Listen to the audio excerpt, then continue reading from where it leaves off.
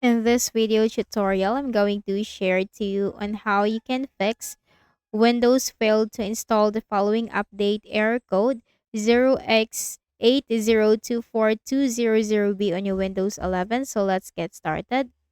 Go to the Windows search bar and type CMD. Click on Run as Administrator on the right pane. Click on Yes for the user account control. Now, we are going to reset the Windows Update component. So, copy these commands, which will be posted in the description box below. Control C to copy, and then Control V. And simply wait for the process to be done.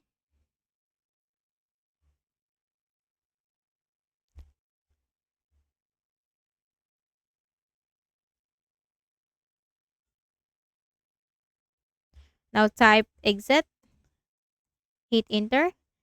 Then right-click at the Start button, select Terminal Admin. Click on Yes to open the PowerShell window with administrative rights. Copy this command, which will be posted again in the description box below. Control V and hit Enter. Now type Exit, hit Enter. Then right-click at the Start button, shut down or sign out, and restart. So I hope this video helped you. Kindly please do not forget to hit the like button and subscribe to this YouTube channel. Thank you for watching the video.